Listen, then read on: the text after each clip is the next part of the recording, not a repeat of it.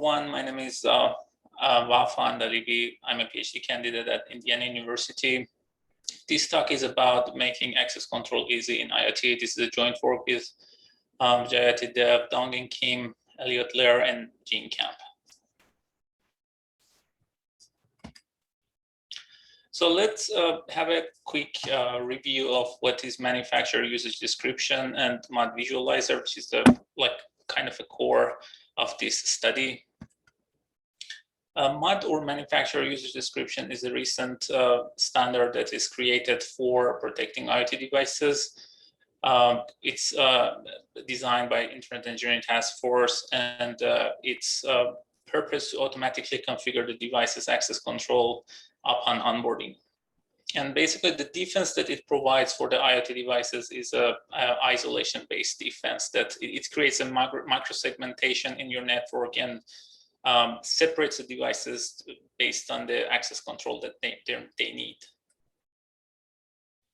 So to have a quick review of how mod works, basically mod has 6 main components: the IoT device on the top left.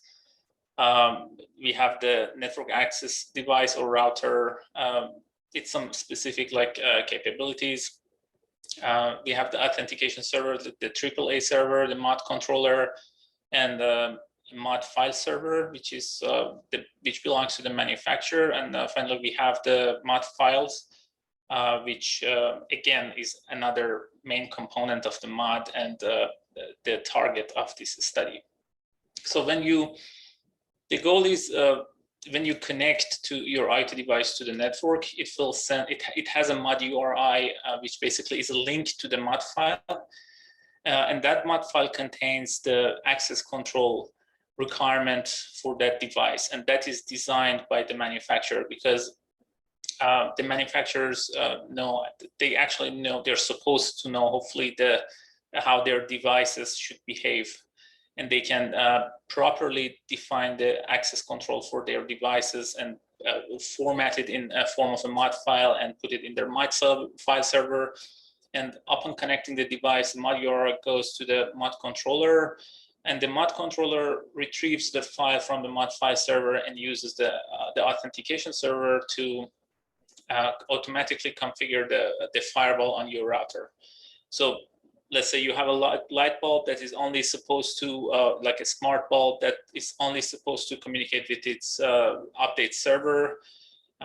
So nothing else, no local device whatsoever. The only connection that you need is some let's say a TCP port, remote port of destination port of 443, and the target server would be the updates.lightbulb.com. That's the only place that it's supposed to communicate with, and the rest of the communications are all restricted, which therefore protects the IoT device from being, even if it's hijacked in the pipeline, in the market, then it can't do anything else because it's isolated. That's the idea of mod. So I mentioned briefly what mod file is. It's the main component of mod, and it has it may have a few to hundreds of access control entries. It's in JSON format, and therefore, as it's plain text, it's difficult to read, validate, or analyze. And if you are an engineer or a sysadmin that wants to actually deploy those mod files, then you have to, if you want to make sure that those mod files do whatever they're supposed to do, you have to analyze something that looks like this, which this is actually a very short mod file. It has very few rules. It might have maybe thousands of lines of access control, depending on how complicated the device is. And that's a very difficult task. So for that reason, and also it's one more thing about the mod files, there are 7 abstractions that defines the behavior of the device. So these are the abstractions that are provided by the mod specification, the standard. So the domain name abstraction allows the device to communicate with the remote server. The local network allows the device to communicate with devices on the local network. Same manufacturer is for devices to communicate with other devices that are built by the same manufacturer. And the manufacturer abstraction is for allowing a device to communicate with only devices from another manufacturer. Let's say you are manufacturer A, you're producing some sensor, and you just want those sensors to work with manufacturer B and C. That's why you use this manufacturer abstraction. Then we have the controller and my controller, which are for devices that use a controller device when you connect them. So they don't directly communicate to the internet, they connect to their controller, and the controller actually do all the job for communication. Controller and my controller are quite similar to each other. My controller it needs more configuration. Controller can assign the device automatically to a class, so it needs less communication, less configuration, depending on how the device is defined. And finally, we have the same model abstraction, which allows the device to only communicate with just the same model of the device. So you're working in a hospital, you have hundreds of light bulbs that are in like mesh network, then the only thing that you need them to do is just to allow them to communicate with each other, and that's very much it. So as we said, the mod files are quite hard to analyze because they can be lengthy, they're in plain text. You don't have only one of them. If you have, let's say, hundreds of IoT devices in your network, you will have hundreds of mod files, and you have to analyze the interaction between them. That's the most difficult part. So for that reason, mod visualizer was developed, which with the goal of protecting, basically checking, error checking in the mod files, optimizing the mod files, which is like finding the overlapping rules. Because when you have those 7 abstractions that I just talked about, you might have some overlapping rules. And finally, it visualizes the behavior of the devices that you want to analyze their mod files. So within this scope, we defined 3 research questions. First, how does the security knowledge affect the accuracy of analysis of the mod files? So that's the first main question. The second one is how does the security experience affect the accuracy of the analysis? And the last question, which has 2 main parts, is about the extent of this effect. So to what extent does the level of knowledge and experience affect the accuracy of the analysis? So when I go through this presentation, I first answer the first question, and then I jump to the first part of the third question, which is about the extent of the effect of knowledge on accuracy, and then finally goes to second question and the second part of the question 3. So don't be surprised if you see research question 1 jumps to 3. That's just because I'm answering the first part that is actually related to research question 1. So about the survey that we had a screening process to make sure that the participants have the required background for analyzing the mod files. That mainly includes the knowledge of networking, computer networking. We gave them a short mod file. It was like maybe 10 to 15 lines of JSON mod file, and it was actually just a part of the mod file to make things clear about this part is just about access control, not about the version of the mod or things like that. And we asked them to ask 3 questions about that. This was advertised mostly to the graduate computer science students and students in the advanced computer networking course. The main survey that was the screening questions, like the screening process. For the main survey, we had 81 questions in total. The demographic questions, there were 5 questions about age, gender, education, employment status, and income.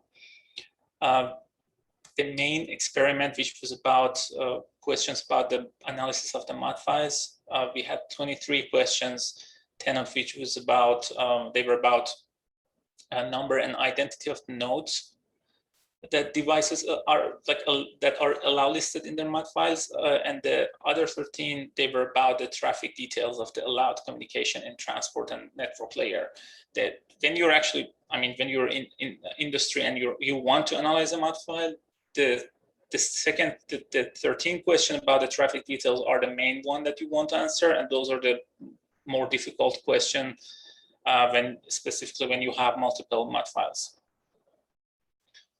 And then finally, we had 50 questions, like post-experiment questions, 40 of which were about like a computer expertise questions, which are like a target of this study, and the 10 usability questions from SUS.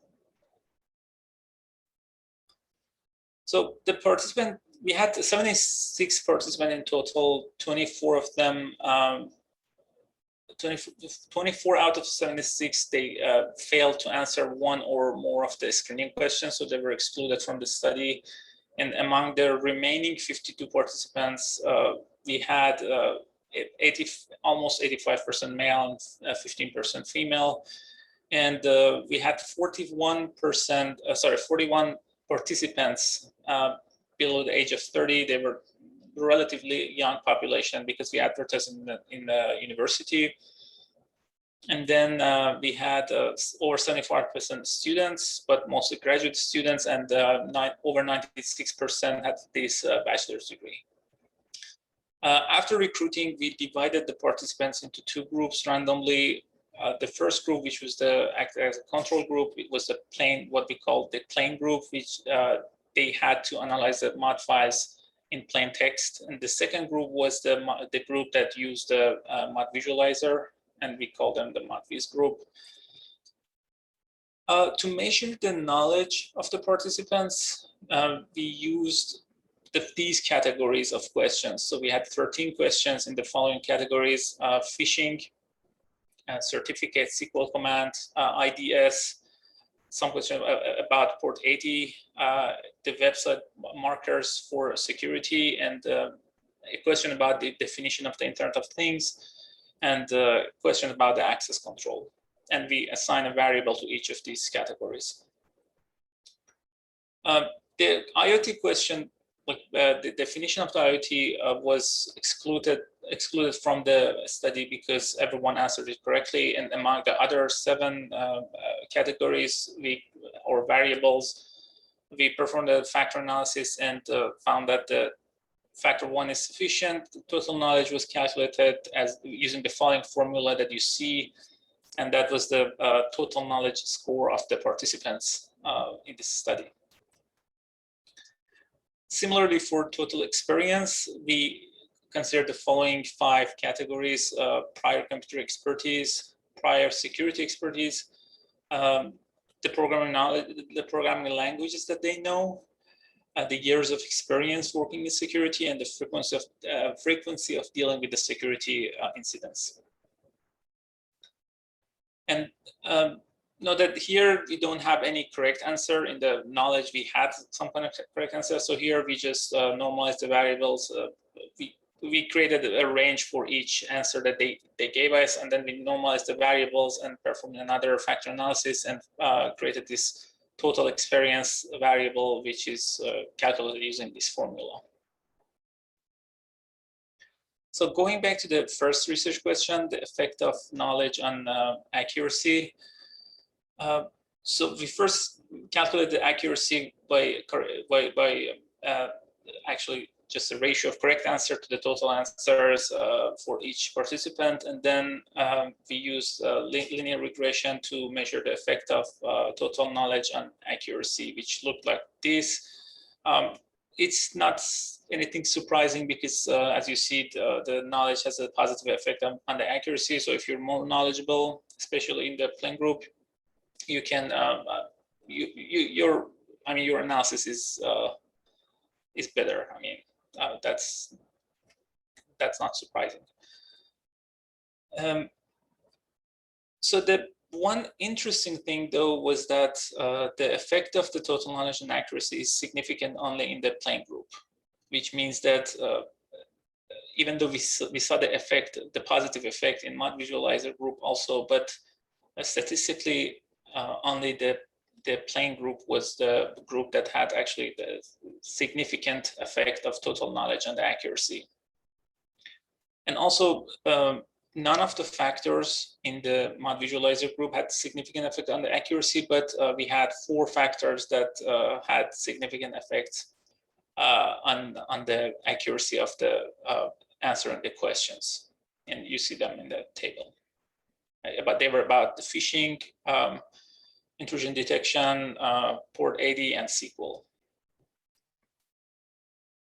So jumping to the first part of research question 3, we talk about the extent of the effect of knowledge and accuracy. For that, we created 2 subgroups of in each category of in each group of plane and mod visualizer. We actually sorted the parts based on their total knowledge, and then we created 2 subgroups of 13 participants.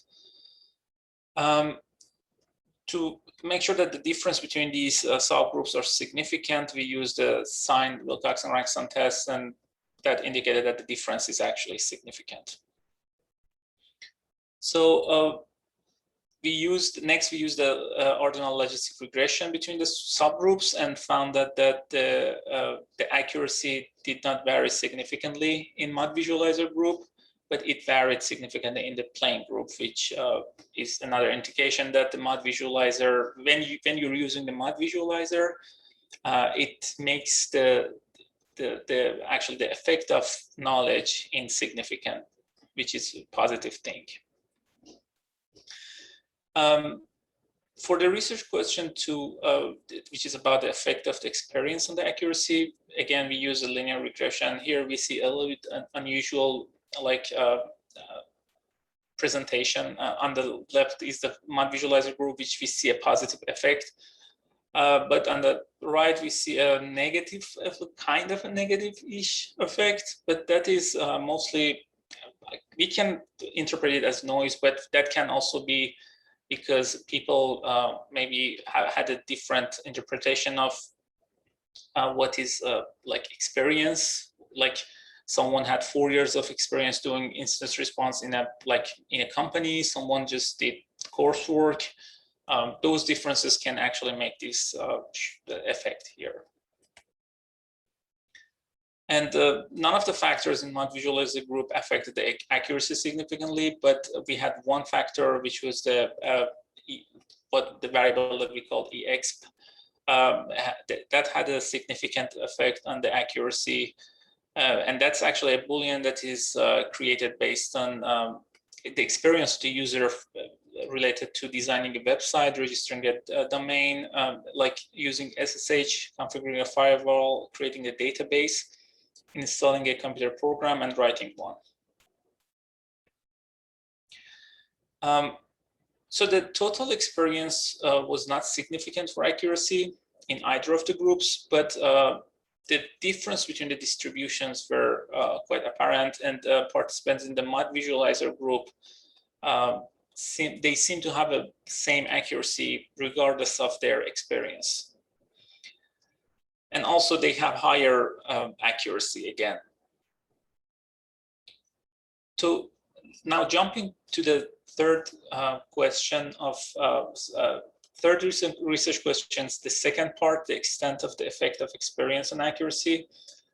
We did the same thing as before. We sorted out the participants based on their experience, and we created 2 subgroups. Again, used the signed Wilcoxon-Rankin tests, which indicated that the subgroups are the difference between the subgroups are significant. Then we conducted an ordinal logistic regression, and the result that you see here, you see that so none of the differences were significant, but actually the images show that how different the accuracy of participants who use the mod visualizer is with those who use the plain text analysis. So they both are like the difference between them are not statistically significant between the subgroups of each category. However, those who use the mod visualizer had a significantly higher median compared to those who actually did the plain text analysis. So in conclusion, MOD is a recent standard that is designed for protecting the IoT devices, and the MOD visualizer is a tool that is developed to facilitate the deployment of MOD by helping the people to analyze the MOD files, mostly engineers and system administrators on the manufacturer side and on the network side. We try to evaluate the efficacy of MOD visualizer, and we conduct this study with 81 questions, 52 participants. And we found that the accuracy of participants using the MOD visualizer makes the knowledge of computer security insignificant. And also the relatively high accuracy in interpreting the MOD files correctly was nearly the same for participants with low and high experience. Thank you for listening. I'll be happy to take any questions.